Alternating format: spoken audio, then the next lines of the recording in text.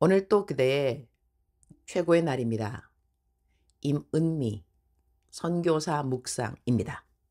2023년 6월 17일 토요일 최고의 날. 누군가의 구원을 위하여 나는 내가 받은 구원을 포기할 수 있을까? 출애굽기 32장. 나는 매일 묵상을 쓸 때 나의 하루에 있었던 일 중에 어떤 일들을 일기 형식으로 글을 먼저 쓰고, 그리고 성경 구절을 한 구절 뽑아서 묵상 구절로 쓴다. 일기 형식으로 쓰는 부분에는 참으로 많은 일들이 하루 동안에 있어서 어떤 일을 글로 쓸까, 그런 것을 생각하게 되고, 그래서 그런 일을 주님께 여쭈어 본다. 주님, 이 얘기 쓸까요? 이 얘기 쓰지 말까요? 내가 어떤 이야기를 쓰면 주님이 더 기쁘실까요? 이런 기도를 드리고, 마음에 내가 이 글을 쓰면 주님이 기쁘시겠구나, 그런 믿음이 가는 글을 소재로 글을 쓴다. 요즘 내가 케냐에 대학 설립 기금 헌금 보내주셨던 분들에게 이번에 여차저차 일로 인하여 대학교 만든 일을 중단하게 되었으니, 대학교 설립을 위한 헌금으로 목적 헌금 보내셨던 분들에게는 다시 헌금을 돌려준다고 계좌번호를 보내달라는 글을 올렸다. 자세한 내용은 2023년 6월 14일 나의 묵상을 참고하면 감사. 나는 이러한 글을 쓰면서 나름 이러한 목적도 있었다. 이전에 이런저런 모양의 헌금을 이런저런 사람이나 단체에 보냈는데, 그 헌금이 자신이 원했던 방향으로 사용되지 못함을 본 사람들이 받았을 상처가 나의 이렇게 헌금을 돌려준다는 말로 치유와 위로가 되기를 바라는 마음이 있었다. 그런데 감사하게도 이런 일이 어제 생겼다. 어제 받은 문자의 부분을 올려본다. 목사님, 오늘 묵상 들으면서 도전과 감사가 되었습니다. 전에 여러 차례 선교사님들께 필요하다는 일을 지원하는 헌금을 했는데 재정이 어떻게 쓰여졌는지 제대로 보고받은 적이 없습니다. 한 번은 한 학생의 대학교 학비를 감당해 준 적이 있었는데 언제 졸업했는지 확인도 해 주시지 않았습니다. 초신자였던 남편은 대단히 실망해서 이런 지원은 하지 말자는 말까지 나왔었어요. 그런데 목적 헌금 목적대로 사용하지 못했으니 돌려주겠다는 목사님 말씀 듣고 놀라기도 하고, 이런 분이 계셔서 감사하다는 생각도 듭니다. 어떤 상황에서도 씩씩하게 성심을 다해 일하시는 모습 저도 닮고 싶네요. 힘내세요. 돌려주신 정직한 마음 하나님께서 기뻐하시고 모든 사역에 넘치게 갚아주실 줄 믿습니다.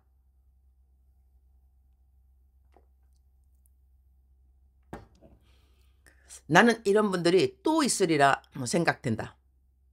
헌금을 드리고 난 다음 기쁨이 아니라 상처와 아픔이 된 분들에게 주님이 그들의 마음을 다 기억하시니 그러한 상처에서 위로함을 받게 되기를 바라는 나의 마음의 동기가 그대로 전해져서 감사. 어제 만남 사역을 하고 집에 늦게 들어왔다. 어제 역시 화장도 못 지우고 푹 쓰러져서 잠시 잠을 자고 일어나니 자정이 넘었다.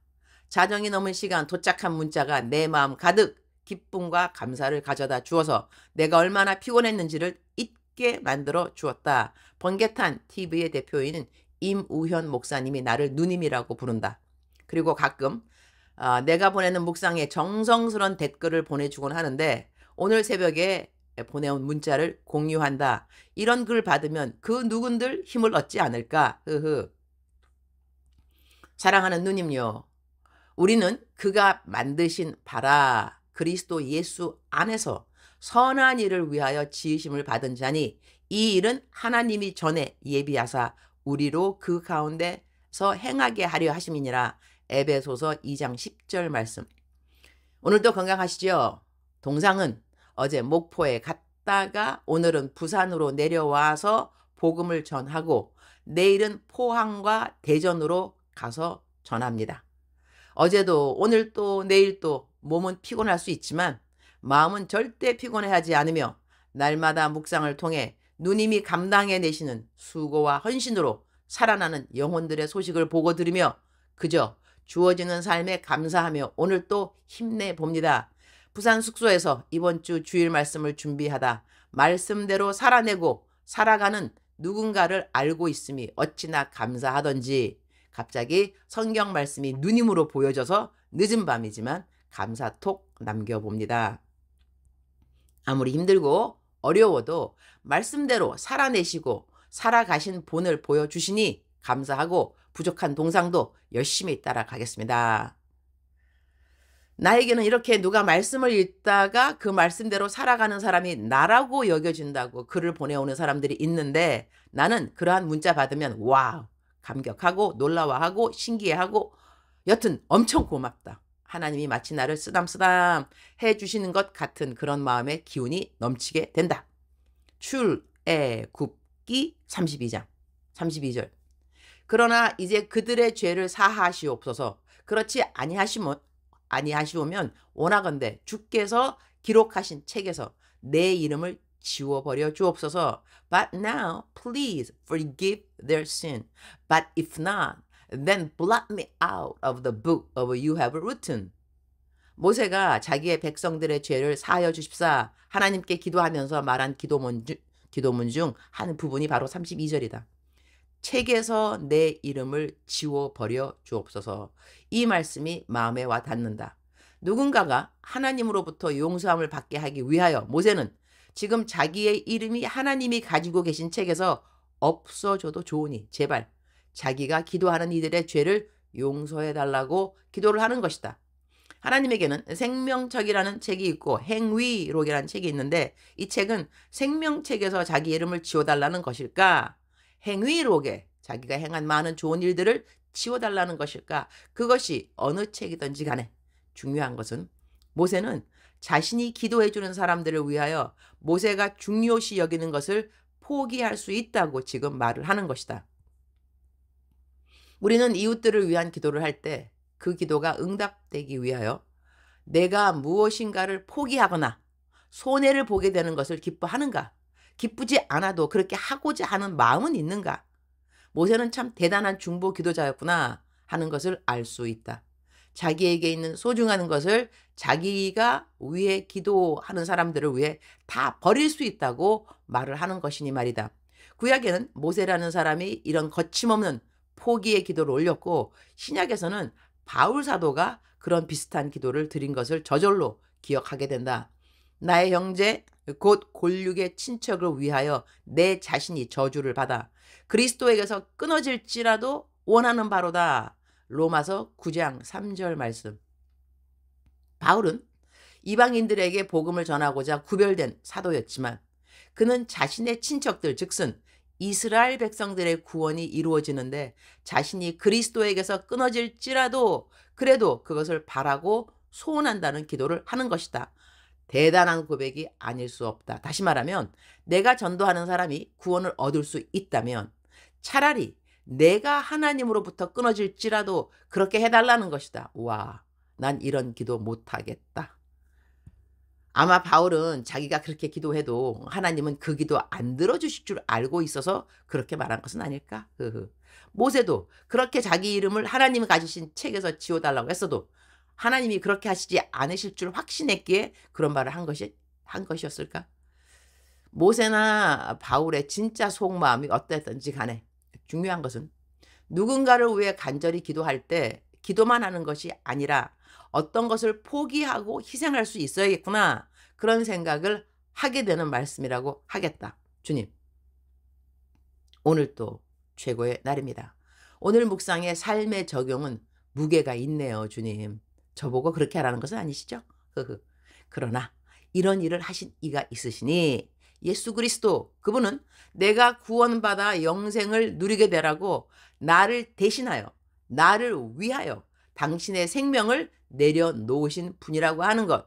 우리는 남들 위해 기도한다고 해도 그들을 위해 무엇인가 내가 손해를 본다거나 희생을 해야 한다면 그냥 기도만 하고 돌아서기 쉬운데 우리 예수님은 하나님 아버지께 내 생명 드릴 테니 누구누구를 하나님의 아들로 삼아주시고 천국 백성 삼아주옵소서 이렇게 말씀하시고 그리고 친히 그 말씀을 이루신 분이심에 너무 감사드립니다. 울컥하네요.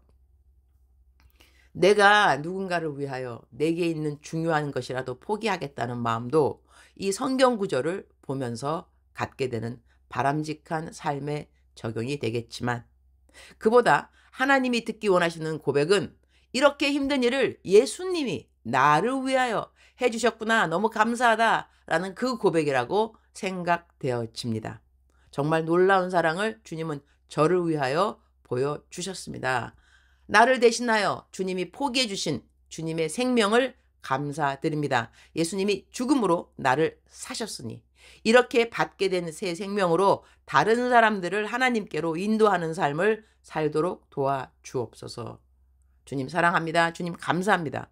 오늘 또 우리 주님 저를 보시면서 하루 종일 기쁘시면 참 좋겠습니다. 사랑하는 그대여, 사랑하는 그대여, 사랑하는 그대여, 출석 부르고 있습니다. 대답하셔야죠. 사랑하는 그대여, 오늘도 우리 하나님은 그대를 사랑하는 내 딸아, 사랑하는 내 아들아 이렇게 불러주십니다. 그대와 내가 사랑하는 딸, 사랑하는 아들로 불리워지기까지 희생하신 그 어떤 희생의 대가가 있다는 것은 우리는 꼭 알아야 할 것입니다. 예수 그리스도, 예수 그리스도, 예수 그리스도. 그분이 그대와 나를 대신하여서 십자가에 못 박혀 돌아가셨습니다. 그래서 우리는 구원을 얻을 수 있었습니다.